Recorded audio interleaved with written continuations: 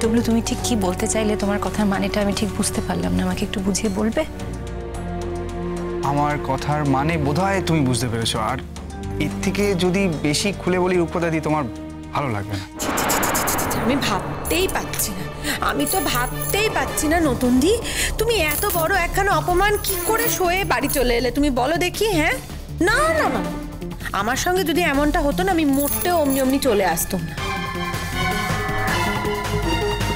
কি বাজে ব্যাপার চিন্তা করো তো। হ্যাঁ, এতদিন যে মানুষটা দাদাভাইয়ের পাশে ছিল, এত কিছু করলো হ্যাঁ দাদাভাইয়ের জন্য, অমনি যে দাদাভাই সুস্থ হয়ে গেছে ওই ইমন এসে কেদানি দেখাচ্ছে। মিঠু, এই একদম বেশি মুখ নাড়ে কথা বলতে আসবে না, যা বলেছি সত্যি কথা বলেছি, হক কথা বলেছি। ও কেদানি দেখাতে এসছে।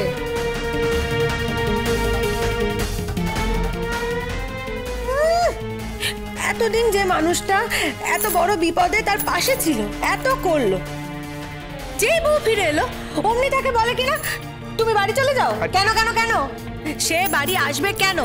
দাদাভাই নতুন দিকে বাড়ি চলে আসতে বলবে কেন? অন্যায় করেনি দাদাভাই? বলো বলো, তোমরা সবাই বলো, অন্যায় করেনি দাদাভাই?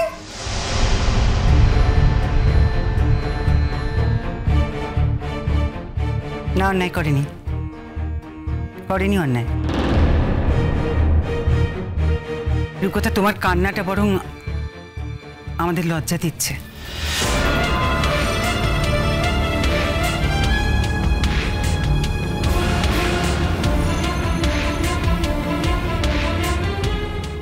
আচ্ছা শোনো, তোমার কি মনে হয় যে যখন একজন স্বামী স্ত্রীর মধ্যে ধরো ঝগড়াঝাটি, মান অভিমানের পর তাদের মিল হয়, তখন তোমার কি সেখানে থাকা উচিত? আমার তো মনে হয় তোমার নিজে থেকেই চলে আসা উচিত ছিল রূপকথা। না দেখো, যে কাজটা তুমি নিজে থেকেই করতে পারোনি, করতে পারতে অথচ করনি, এখন রনু সেই কাজটা করতে তোমাকে বাধ্য করেছে, আর সেই জন্য তো রনুর কাছে তোমার কৃতজ্ঞ থাকা উচিত ছিল। তা না করে তুমি এমন একটা ভাব করছো যেন রনু তোমাকে কত কষ্ট দিয়েছে।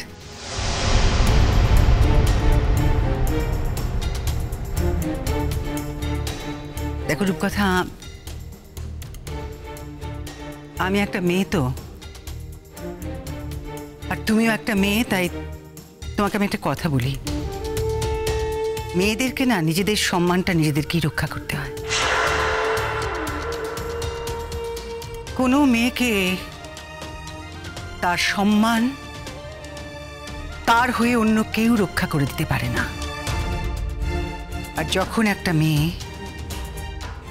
তার নিজের সম্মান রাখতে পারে না, তখন তার চোখের জলই তার অবলম্বন হয়।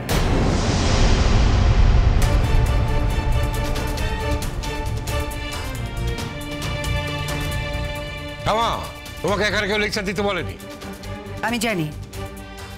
আমি জানি আমার লেকচার এখানে অনেকের পছন্দ হচ্ছে না, কিন্তু আমার যখন মুখ আছে তখন আমি কথা বলবোই।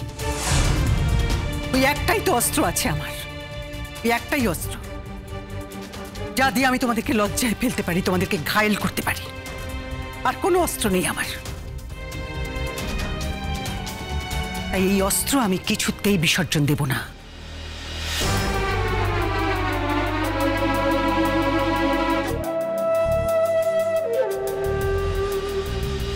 না না না না, তুই বিসর্জন দিস নি, একদম বিসর্জন দিস নি। শান দে, শান দে, হ্যাঁ শান দে দে, আমাদের সকলের ওপরে সেই অস্ত্রটা চালা। আমাদের প্রত্যেক দিন অপমান কর, অসম্মান কর। ওই তো তোর বউ, তোরে মেজকি। যা, দাঁড়িয়ে আছিস কেন? যা মন্দিরে যা, পুজো ঘরে যা, পুজো দে। তো বউ এসেছে না, আবার ফিরে এসেছে না? যা যা, একজোট হয়ে অপমান কর। এতদিন বড্ড দুঃখ হয়েছিল রে তোর, তুই একা হয়ে গেছলি। এখন দেখ কেমন ধোকা হয়ে গেছিস আবার। ওই দেখ কেন দাঁড়িয়ে আছে, যা পুজো দে। হ্যাঁ, আমরা তো দাঁড়িয়ে থাকবো, তুই কেন দাঁড়িয়ে থাকবি? আজ তোর আনন্দের দিন তো।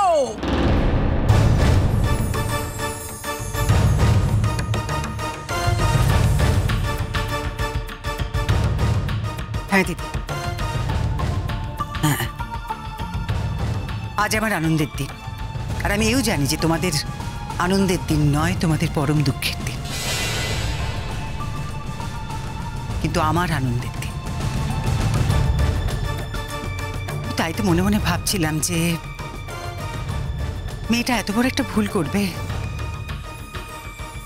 ওই রকম একটা মেয়ে যার অত বড় হৃদয়, তার হৃদয়ের পরিচয় এ বাড়িতে আর কেউ না পাক। আমি তো পেয়েছি, আমি তো জানি সে কি ধরনের মেয়ে। ও এত বড় একটা ভুল করতেই পারে না। আজ রণর এই বিপদের দিনে ও যদি না এসে দাঁড়াতো, তাহলে আমার এতদিনকার সমস্ত বিশ্বাস, অবিশ্বাস, সত্যি মিথ্যের বোধ সব গুলিয়ে যেত দিদি।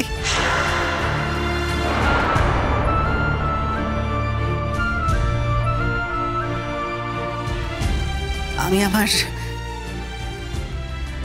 মনের সমস্ত বিশ্বাসকে হয়তো বিসর্জনে দিয়ে দিতাম। ইমন আমায় বাঁচিয়ে দিয়েছে, মুখ রক্ষা করেছে আমার। বেঁচে থাকি মন, বেঁচে থাকুক আমার মেয়েটা।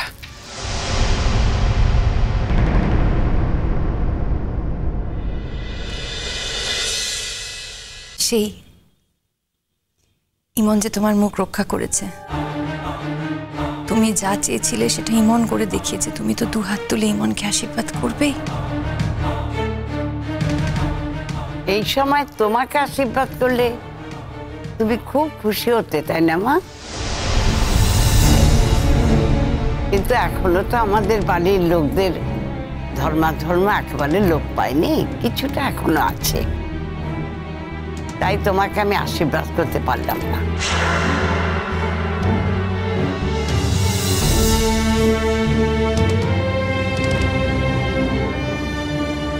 রণর বউ ইমন, আবার ওদের ভাব ভালোবাসা হয়েছে জেনে সত্যি খুব আনন্দ হচ্ছে, খুব খুশি হয়েছে আমি।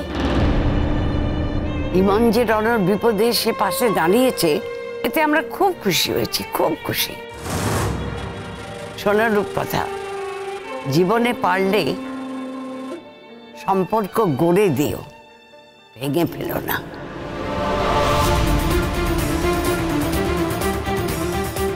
এতে মানুষের হায় লাগে, জানো তো। আর মানুষের হায় নিয়ে নিশ্চয়ই তুমি বেঁচে থাকতে চাও না, কি বলো?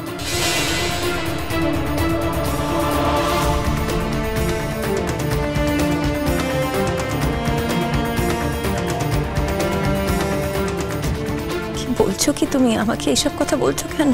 তুমি রণর বিপদে পাশে দাঁড়িয়েছিলে, আমাদের পরিবারের বিপদে পাশে দাঁড়িয়েছ।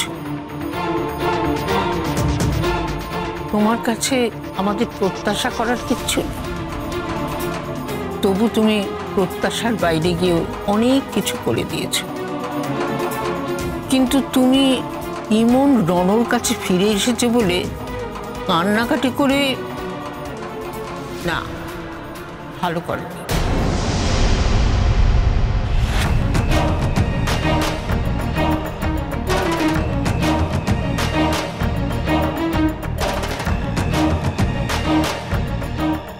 রণু তোমাকে ঠিক কথাই বলেছে, এখন তো ওদের একা থাকারই কথা। এখন তুমি বা থাকবে কেন ওদের কাছে? তোমার নিজের কি সেটা ঠিক মনে হতো মা? নিজেকে দিয়ে ভাবো, আর কিছু বলতে চাই না।